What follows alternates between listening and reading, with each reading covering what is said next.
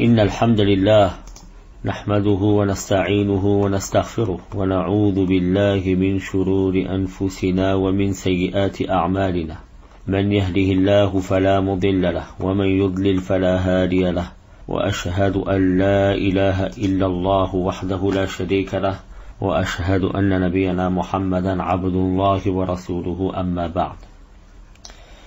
Nous avions évoqué le fait que Yunus alayhi salatu wassalam quitta ce peuple en colère et embarqua sur un bateau.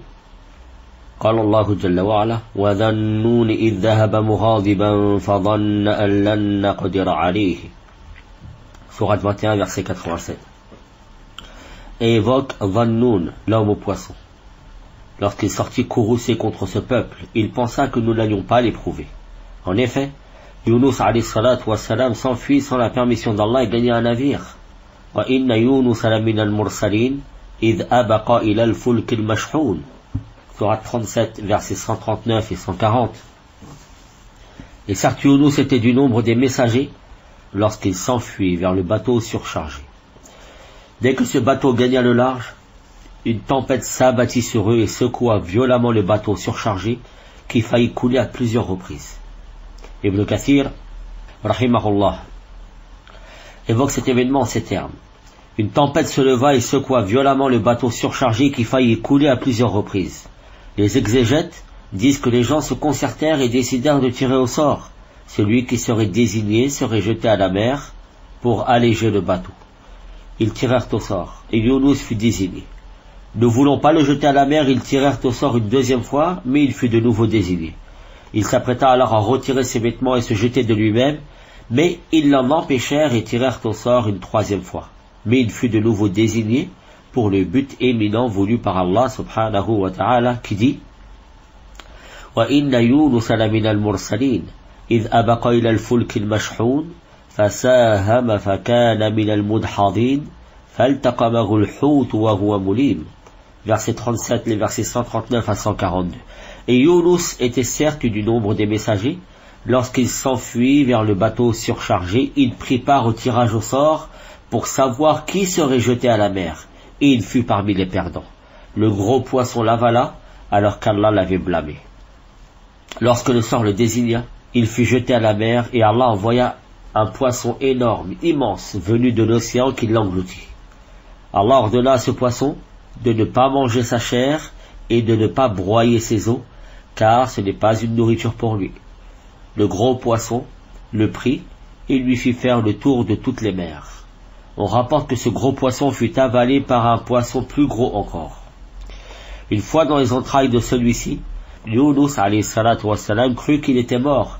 Il bougea ses membres et vit qu'il était bel et bien vivant. Il tomba alors prosterné et dit « Ô Seigneur, j'ai pris pour toi un lieu de prière où personne ne t'a jamais adoré. » Les exégètes ont divergé sur la durée de son séjour dans le ventre du poisson. L'essentiel ici est que lorsque le poisson lui fit parcourir le fond des mers houleuses, il entendit les poissons louer le tout miséricordieux et même les louanges des galets envers celui qui fend le grain et le noyau, le Seigneur des 7 cieux et des 7 terres, de ce qu'ils contiennent et ce qui est sous la terre. Il s'adressa alors à Allah en disant ce qu'il avait dit. Comme l'a rapporté le doué de puissance et de majesté, celui qui connaît les secrets et les confidences et qui éloigne les torts et les malheurs.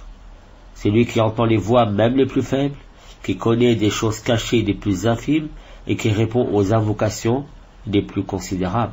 Qui dit dans son livre clair, révélé à son fidèle messager, le plus véridique de tous, le Seigneur de l'univers et la divinité des messagers, وذا النون إذ ذهب مغاضبا فظن أن لن نقدر عليه فنادى في الظلمات أن لا إله إلا أنت سبحانك إني كنت من الظالمين فاستجبنا له ونجيناه من الغم وكذلك ننجي المؤمنين. La sourate 21, le verset 87 et ceux qui suivent. Et évoque Dhannoun, l'homme du poisson. Lorsqu'il sortit courroucé contre son peuple, il pensa que nous n'allions pas l'éprouver. Puis dans les ténèbres, c'est-à-dire dans le ventre de ce poisson, il implora. Il n'y a de divinité digne d'adoration que toi, gloire et pureté à toi, je faisais vraiment partie des injustes. Nous l'exaucâmes, et le sauvable de son angoisse, c'est ainsi que nous sauvons les croyants. Cette invocation montre clairement qu'il a reconnu son erreur et qu'il s'est repenti. Et si ce n'était cette invocation et cet aveu, il serait resté dans le ventre de ce poisson jusqu'au jour du jugement à titre de châtiment. À cet effet, Allah tabaraka wa ta'ala nous dit فَلَوْلَا أَنَّهُ كَانَ مِنَ الْمُسَبِّحِينَ لَلَبِثَ فِي بَطْنِهِ إِلَى يَوْمِ يُبْعَثُونَ. Sourate 37, les versets 143 et 144. Et s'il n'avait pas glorifié Allah, il serait resté dans son ventre jusqu'au jour où les hommes seront ressuscités. Ibn Kathir, rahimahullah tabaraka wa ta'ala, a dit: on rapporte que son sens est que si en cet endroit il n'avait pas glorifié et loué Allah, c'est-à-dire dans le ventre du poisson, ne s'était pas humilié et repenti devant lui, il serait resté dans le ventre du poisson jusqu'au jour de la résurrection et aurait été ressuscité dans son ventre. On rapporte également que son sens est que s'il n'avait pas été de ceux qui obéissent, prient et évoquent Allah fréquemment avant que le poisson ne l'avale, il serait resté dans son ventre. Fin de citation. Quoi qu'il en soit, ses invocations et ses supplications furent autant de causes par lesquelles Allah le délivra de cette prison. À la suite de cela, Allah ordonna à ce poisson de rejeter et de recracher Yunus alayhi salatu wassalam jusqu'à ce que ce dernier fût charrié par les vagues et ramené sur une plage déserte sur laquelle il n'y avait ni arbre et ni de quoi se protéger. Lorsqu'il fut rejeté par ce poisson dans la mer, il était très affaibli et malade, car les entrailles de ce poisson, lorsqu'il digérait, ont abîmé sa peau. Yunus alayhi salatu wassalam ôta ses vêtements afin que cela lui facilite la nage jusqu'à la plage. Allah dit qu'il était malade, c'est-à-dire comme un poussin sans plumes, comme le soulignait Abdullah ibn Mas'ud radiyallahu anhu, ou comme un nouveau-né lorsqu'il vient au monde le corps nu, comme le soulignait Abdullah ibn Abbas radiyallahu anhum ajma'in. Sur cette plage déserte, Allah fit pousser un plant de courge afin que Yunus alayhi salatu wassalam puisse couvrir sa nudité et qu'il puisse s'ombrager.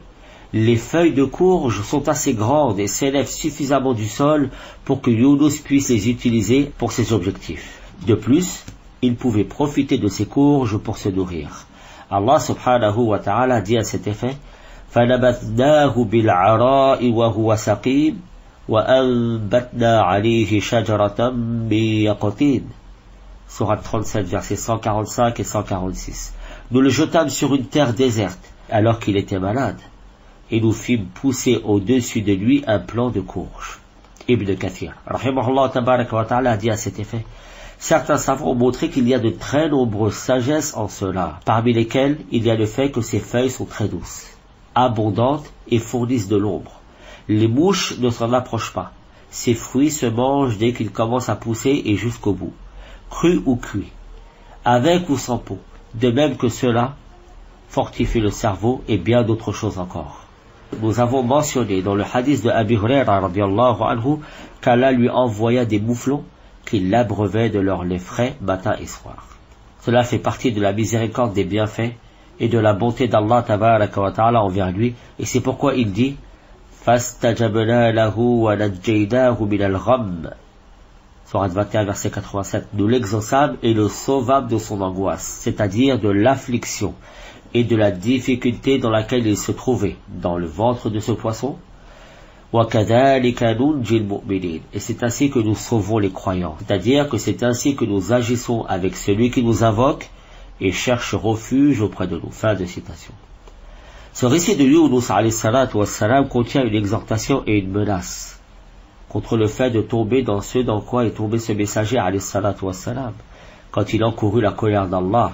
Et Allah tabaraka wa ta'ala nous dit: فَاصْبِرْ لِحُكْمِ رَبِّكَ وَلَا تَكُونْ كَصَاحِبِ الْحُوتِ إِذْ نَادَى وَهُوَ مَكْذُومٌ لَوْلَا أَن تَدَارَكَهُ نِعْمَةٌ مِّن رَبِّهِ لَنُبِذَ بِالْعَرَاءِ وَهُوَ مَذْمُومٌ فَاجْتَبَاهُ رَبُّهُ فَجَعَلَهُ مِنَ الصَّالِحِينَ. Sourate 68, versets 48 à 50. Endure avec patience la sentence de ton Seigneur et ne sois pas comme l'homme au poisson, la personne de Yunus, qui appela Allah emprisonné. Si un bienfait de son Seigneur ne l'avait pas atteint, il aurait été rejeté honni et rejeté sur une terre déserte. Puis ton Seigneur l'élut, et le désigna au nombre des gens de bien. Après que Yunus alayhi salatu wassalam ait pris des forces, son Seigneur lui ordonna de retourner vers ce peuple de Ninawa et de les appeler à la guider. وَأَرْسَلْنَاهُ إِلَى 100,000 أَوْ يَزِيدُونَ فَآمَنُوا فَمَتَّعْنَاهُمْ إِلَى حِينٍ. Sourate 37, versets 147 et 148. Nous l'envoyâmes vers 100 000 hommes ou plus. Ils crurent et nous leur accordâmes une jouissance jusqu'à un terme fixé. Ce qui apparaît ici, suivant l'ordre des événements cités dans ce verset, est qu'Allah renvoya une seconde fois Yunus alayhi salatu wassalam après l'avoir sauvé du poisson. Et ceci est appuyé par ce qui est mentionné dans le livre de Jonas, c'est-à-dire le livre de Yunus dans la Bible des Juifs. Nous avions aussi mentionné que le peuple vers qui fut envoyé en premier lieu Yunus alayhi salatu wassalam étaient les Juifs, captifs des Assyriens ou descendants des anciens captifs des Assyriens habitant cette ville de Ninawa. Mais cela n'empêche nullement le fait que Yunus alayhi salatu wassalam appela aussi les autres habitants de cette ville à la guider. Comme lorsque Moussa alayhi salatu wassalam fut envoyé aux enfants d'Israël, esclaves alors en Égypte, il invita aussi les Coptes d'Égypte et à leur tête Pharaon, au tawhid et à la guider. Certains savants ont dit sur la base de ceci que les 100 000 hommes étaient des Juifs et le surplus était le reste des habitants de Ninawa. Nous évoquerons dans le prochain cours quelques mérites de ce grand messager ainsi que les mérites de son invocation alors qu'il était encore dans le ventre du poisson. نسأل الله جل وعلا أن يوفقنا لما يحبه ويرضاه ونسأله جل وعلا الهدى والتقى والعفاف والغنى وسبحانك اللهم وبحمدك أشهد أن لا إله إلا أنت أستغفرك وأتوب إليك والسلام عليكم ورحمة الله وبركاته.